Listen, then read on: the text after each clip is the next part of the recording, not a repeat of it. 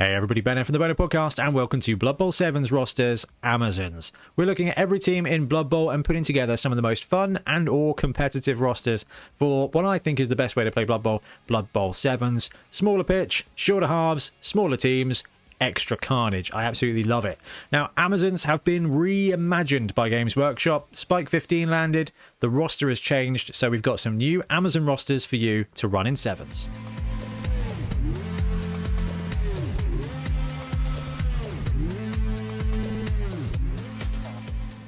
And there are a ton of reasons why you would want to run them in 7s. Amazons were really solid in the olden days with 7s.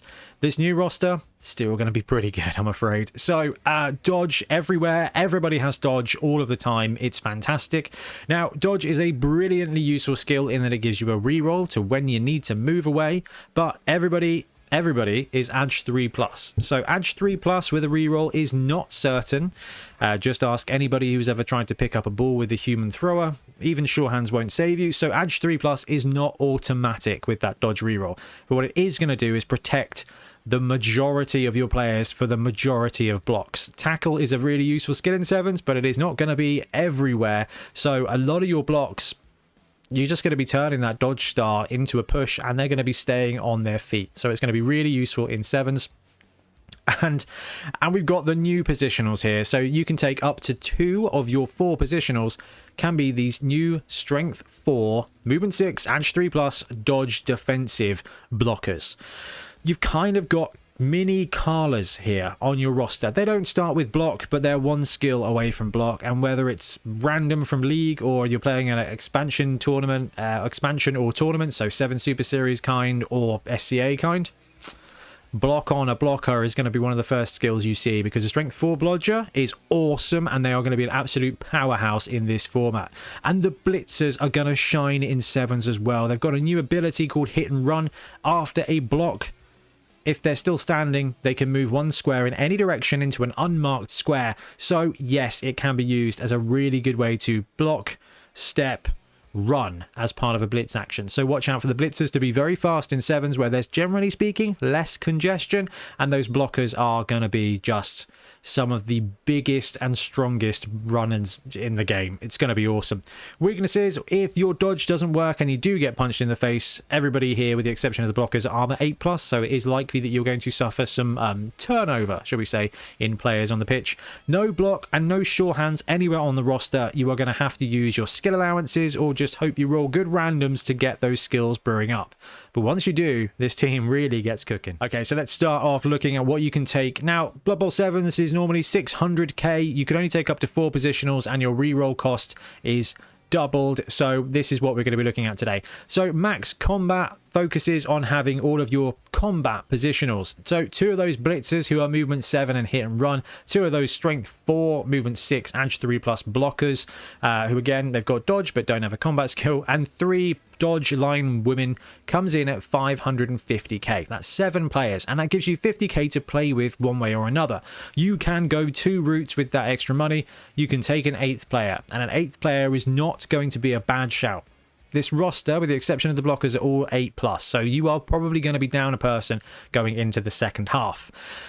But I didn't want to just hard code it in there, because you can also take that risk, bearing in mind that a lot of 7s teams will only have 7 players, and you can go for a desperate measure instead. Now, desperate measures are swingy, but they are some of the most fun things you can do in 7s right now. You might get a wizard, you might get +1 strength or +1 agility on a player, and just imagine rolling that one and giving one of your blockers Edge 2+, strength 4. Now you're talking. So the max combat build is, I think, a really good place to start with Amazons. You get to use those strength 4 blockers, and you get to use the hit and run on those blitzers to just play consistent Blood Bowl, basically. Strength 4, not having block, you are going to be rolling 2 die blocks most of the time. So Strength 4 versus Strength 5 in most matchups is going to be basically the same thing. You're going to be rolling 2 dice. Strength 5 player against a Strength 3 player gives you 2 dice. Strength 4 player with no negatrait against a Strength 3 player also gives you 2 dice. So the blockers are going to be heavy hitters here, and those blitzers with hit and run are going to be a lot faster than you think. But you can flex that roster out a little bit here. So we've got the 2 blocker 500. So 2 blockers and 4 linemen gives you enough cash to take one of the thrower positionals, have 7 players, and then leave you 200k left over. And that again plays into your choices. You can take a lineman and have, well, you can take 2 linemen and run 9 players here, or you can roll 2 desperate measures, and it's just like a fun little mid-range build. Now, the thing I like about this one, it plays into tournament rule sets. Amazons are still tier 1, so there's not a massive chance you're going to get access to a secondary skill, but you are going to get access to 1, 2, or 3 primary skills, and this is a really great way to sneak a reroll onto this roster and still have 100k left over to take the fun stuff, either a bench or those desperate measures. You've got both those blockers who are strength 4 and are just going to be the primary piece of offense here, but you've got that thrower who's got a very reasonable throw game plus on the ball, which in 7s is going to be great because you can run into no man's land and catch it, and you can also become a leader caddy. You can potentially put leader on that thrower if it's allowed in the format, and if you get to pick a skill, and that's going to sneak that reroll onto your roster, and you get 100k to play with. You can take an apothecary at 80k, you can take 2 linemen, you can take another lineman and a desperate measure, or you can take 2 desperate measures and just enjoy running 2 junior Carlas on the pitch with a thrower, maybe with leader, and a couple of desperate measures, which might just be a wizard. Or you can drop that thrower into a line woman and it gives you just enough money to buy a reroll. So 2 blocker reroll, you get 2 of those blockers and a reroll. Now, the thing we have to remember here is those blockers are 110k, whereas your blitzers are 90. So anytime you see a blocker in this roster or the previous one, you can downgrade them and take that slightly faster piece instead. Blockers are strength 4 without a penalty to movement. They're still movement 6, and without a penalty to agility, they're still edge 3+, and they do come with dodge, so they are very good. They're very good in 7s. They're better edged wolves, not wolves, they're better edged Ulf Warriors, they're better movement Chaos Warriors, and they're better edge Bull Centaurs. Basically, they are potent. They are going to be some of the most effective players in Blood Bowl 7s, and the fact is they've got dodge and defensive as well, so you are never going to get your blocker 2-died unless they take a direct run-in smash from a big guy, and that is monstrous. That gives them durability and that gives them flexibility. And if you brew up this roster, you get an integral reroll on there as well, so that when you need to pick up the ball, you kind of got 2 shots. And the last roster we're going to look at is the mixed reroll roster. You get 1 reroll, 1 blitzer, 1 blocker, 1 thrower, and 4 linemen. Comes in bang on 600k.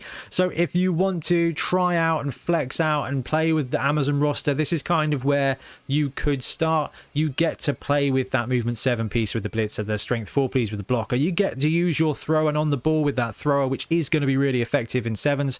You get the lineman there. You don't have a bench, but you do have an integral reroll. So if you're running a league build, you get that reroll to start with, and you can start brewing your players up with random skills.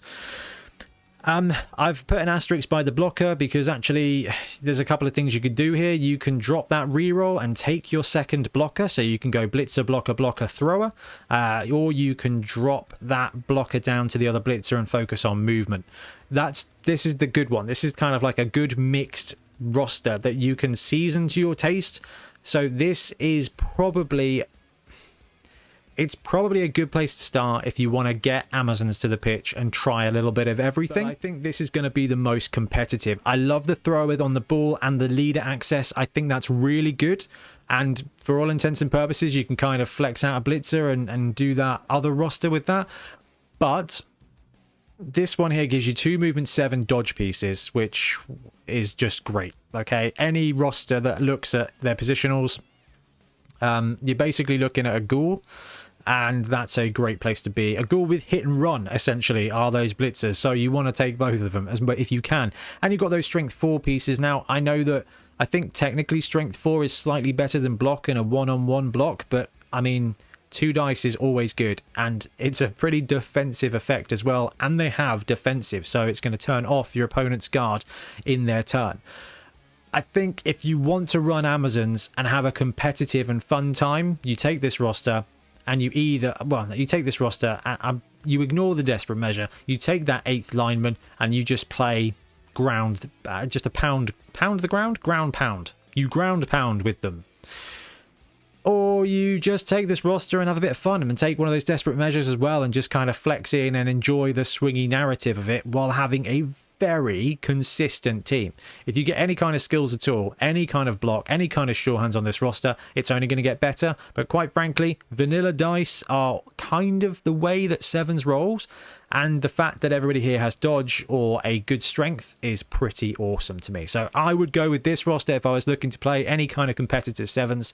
This should give you a good feel of what the new Amazon roster is all about, while basically allowing you a very good opportunity to win. I like it.